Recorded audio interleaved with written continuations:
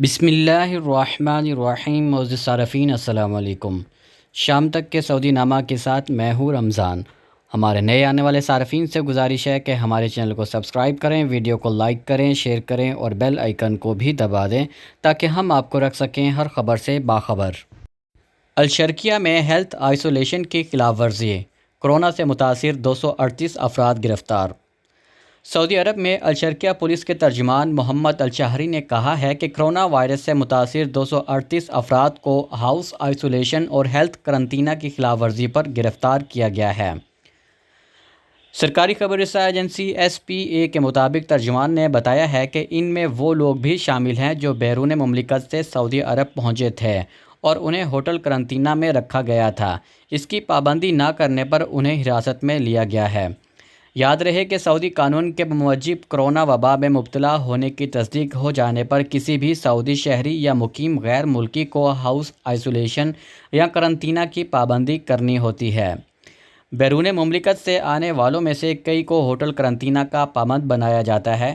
خلاف ورزی پر 2 لاکھ ریال تک کا جرمانہ یا 2 برس تک قید کی سزا یا دونوں سزائیں بیک وقت دی جا سکتی ہیں۔ اگر ہیلتھ آئسولیشن یا ہوٹل قرنطینہ کی خلاف ورزی کا مرتکب کوئی غیر ملکی ہوگا تو اسے سزا کے بعد مملکت سے بے دخل بھی کیا جائے گا اور سزا مکمل کرنے کے بعد اسے بلیک لسٹ بھی کر دیا جائے گا۔ حج ضوابط کی خلاف ورزی پر 20 افراد گرفتار، 10,000 ریال جرمانہ۔ سیکریٹری فورسز نے حج ضوابط کی خلاف ورزی کرنے والے 20 افراد کے خلاف کارروائی کی ہے۔ سعودی پریس ایجنسی کے مطابق حج سیکیورٹی فورس کے ترجمان بریگیڈیئر سامی الشوریخ نے کہا ہے کہ حج اجازت نامے کے بغیر حرم مکی شریف اور مشاعر مقدسہ جانے کی کوشش کرنے والوں کو چیک پوسٹ پر گرفتار کیا گیا ہے۔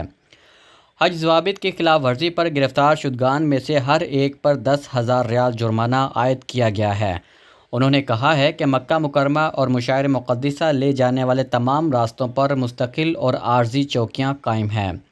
ہر وہ شخص جو اجازت نامے کے بغیر مسجد الحرام، مرکزی علاقہ یا مینا، مزدلفہ اور عرفات جانے کی کوشش کرے گا تو اس کے خلاف کارروائی ہوگی۔ انہوں نے کہا ہے کہ وزارت داخلہ کی ہدایت پر حج سیکیورٹی فورس 13 ذی الحجہ تک ڈیوٹی پر مامور ہیں۔ کورونا کیسز میں اضافہ، سعودی عرب کا ٹیونس کی امداد کا وعدہ۔ ٹیونس کے صدر قیس سعید نے ایک بیان میں کہا ہے کہ سعودی ولی عہد شہزادہ محمد بن سلمان نے ان کے ملک کو ویکسین اور دیگر درکار طبی سامان بھیجنے کا وعدہ کیا ہے۔ سرکاری نیوز ایجنسی SPA کے مطابق ولی عہد کو جمعے کو ٹیونس کے صدر کا فون موصول ہوا تھا۔ دونوں ملکوں کے رہنماؤں نے باہمی دلچسپی اور مفادات کے کئی دیگر امور پر بھی گفتگو کی۔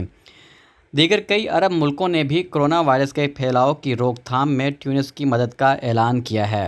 ٹیونس میں اس وقت عالمی وبا کرونا کے پھیلاؤ تیزی سے جاری ہے اور وبا کے آغاز سے اب تک سب سے زیادہ ہلاکتیں ریکارڈ کی گئی ہیں۔ لیبیا نے بھی ٹیونس کے لیے طبی امداد بھیجنے کا وعدہ کیا ہے، جبکہ حکام کے مطابق کویت، ترکی، الجیریا نے بھی کہا ہے کہ ٹیونس کی وبا کے خلاف جنگ میں اس کی مدد کی جائے گی۔ سعودی دور میں حرم کی پہلی شاندار توسیع۔ حرم مکی شریف میں توسیع منصوبے تاریخ ہر دور میں ہوتے رہتے ہیں، مگر 1370 ہجری کی دہائی میں سعودی دور میں حرم کی سب سے بڑی توسیع ہوئی تھی۔ سبق ویب سائٹ کے مطابق مسجد الحرام میں تعمیرات کی تاریخ کے ماہر اسماعیل برکاتی نے کہا ہے کہ 167 ہجری میں عباسی ریاست کے دور میں حرم کی شاندار توسیع ہوئی تھی۔ اس کے بعد سعودی حکومت نے اس کی تاریخی توسیع کرنے کا فیصلہ کیا تھا، جو سب سے بڑی اور سب سے شاندار توسیع تھی۔ سب سے پہلے شاہ سعود کے زمانے میں حرم مکی شریف کی توسیع کا شاہی فرمان ہوا تھا۔ انہوں نے کہا ہے کہ اس دور کی تاریخی تصاویر سے اندازہ ہوتا ہے کہ سعودی دور کی پہلی توسیع کس قدر شاندار، معیاری اور عظیم تھی۔ شہریوں کو مفت پلاٹ مکان بنانے کے لیے 5 لاکھ ریال تک کا قرضہ۔ عالمی مالیاتی فنڈ IMF نے کہا ہے کہ سعودی عرب میں 2020 کے دوران رہائشی یونٹس کے مالکان کی تعداد بڑھی ہے۔ سبق ویب سائٹ کے مطابق عالمی ادارے کی رپورٹ میں بتایا گیا ہے کہ سعودی حکومت نے مکانات کی ملکیت کی شرح 62% تک پہنچانے کے لیے متعدد پروگرام اور اسکیمیں شروع کی ہیں۔ IMF کی رپورٹ میں بتایا گیا ہے کہ حکومتی اقدامات کے باعث 2020 میں 3,34,000 نئے مکانات تیار ہوئے۔ عالمی مالیاتی فنڈ کا کہنا ہے کہ سعودی حکومت نے 2020 کے دوران مکانات بنانے کے لیے 2,66,000 قرضے جاری کیے۔ جبکہ دوسری جانب شہریوں کو مفت پلاٹ بھی فراہم کیے۔ 5 لاکھ ریال تک کا قرضہ مکان بنانے کے لیے دیا گیا۔ سعودی حکومت سکنی کے نام سے رہائشی اسکیم نافذ کیے ہوئے ہے۔ اس کے تحت امیدوار کی آمدنی اور اس کے خاندان کے افراد کی تعداد کو سامنے رکھ کر مکان قرضہ یا پلاٹ یا تیار شدہ مکان فراہم کیا جا رہا ہے۔ سعودی حکومت انتہائی محدود آمدنی والے خاندانوں کے لیے مکان فنڈ کا ضمانتی پروگرام بھی جاری کیے ہوئے ہیں۔ رپورٹ کے مطابق 2020 کے دوران مکانات کی فنڈنگ کے تحت 136 ارب ریال فراہم کیے گئے۔ سرکاری مکان پروگرام کے تحت دیے جانے والے قرضے بیان کی گئی رقم کا 96% ہے۔ حکومت نے گزشتہ 2 برسوں کے دوران بینک کریڈٹ کے تحت جتنی رقمیں جاری کی ہیں ان میں سے 18% کا تعلق مکان قرضہ اسکیم سے ہے۔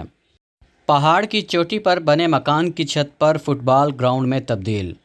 سعودی عرب کے علاقے جازان کے ایک شہری نے فیفا پہاڑ کی چوٹی پر واقع اپنے مکان کی چھت کو فٹ بال گراؤنڈ میں تبدیل کر دیا، جس کی ویڈیو وائرل ہے۔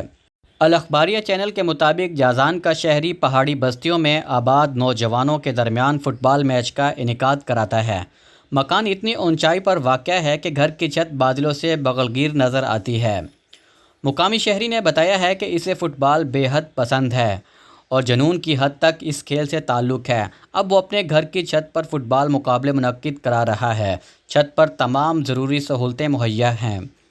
یحییٰ حسن المصیبنی نے کہا ہے کہ العبسیہ محل کے نوجوانوں اور بزرگوں کے سامنے جب یہ بات رکھی گئی کہ سطح سمندر سے 2000 میٹر کی بلندی پر دلفریب مناظر کے ساتھ فٹ بال کا مقابلہ کیسا رہے گا، اس تجویز کو سب نے پسند کیا۔ اس کی بدولت محلے کے سارے لوگ ایک دوسرے سے ملنے لگے اور فٹ بال بھی کھیلنے لگے۔ مقامی شہری کا کہنا تھا کہ اس نے نہ صرف یہ کہ فٹ بال فیلڈ قائم کی ہے بلکہ ساتھ ہی ساتھ ٹیبل ٹینس اور والی بال کا بھی انتظام کیا ہے، جبکہ مغرب کے وقت محلے کے بزرگوں کا اجتماع ہوتا ہے جسے سب لوگ پسند کر رہے ہیں۔ المصیبنی نے کہا ہے کہ ہمارے علاقے کی جغرافیائی تشکیل خالص پہاڑی ہے، اسی لیے فٹ بال گراؤنڈ قائم کرنے کے لیے ہموار جگہ خریدی، اس کے لیے 20 میٹر اونچا پل بنایا۔ اس پروجیکٹ پر 8 لاکھ ریال سے زیادہ لاگت آ چکی ہے۔ اب بھی بنیادی ڈھانچے کی تکمیل سمیت کئی کام جاری ہیں۔ جب سفر حج کے لیے اونٹوں کی جگہ گاڑیوں نے لی۔ سعودی عرب میں اللوری یعنی لاری کے نام سے حجاج کے لیے بس چلتی تھی۔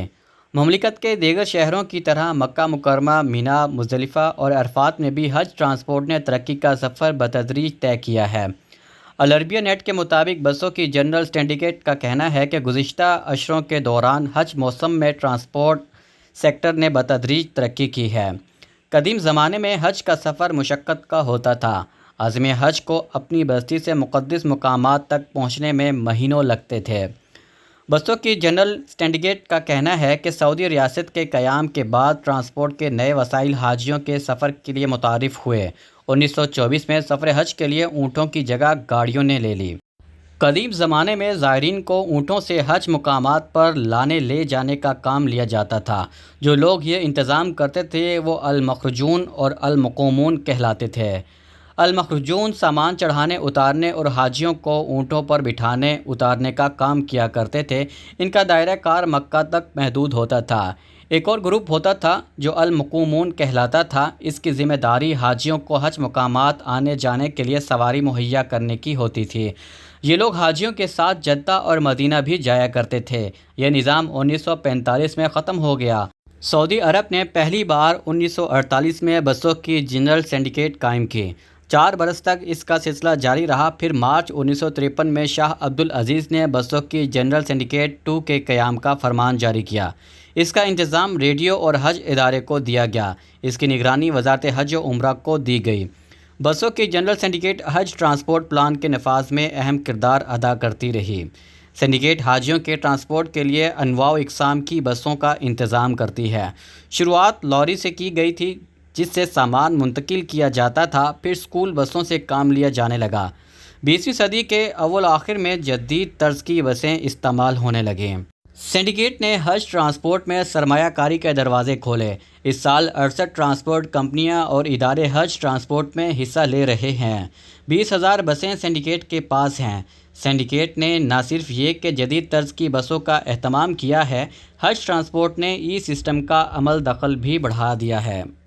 شام تک کے سعودی نامہ کے ساتھ ہمیں اجازت دیجیے۔ اللہ تعالیٰ سے دعا ہے کہ اللہ تعالیٰ ہم سب کو اپنے حفظ و امان میں رکھے، اللہ تعالیٰ ہم سب کا حامی و ناصر ہو۔ آپ سب لوگوں کے قیمتی وقت کا بہت بہت شکریہ۔ السلام علیکم ورحمۃ اللہ وبرکاتہ۔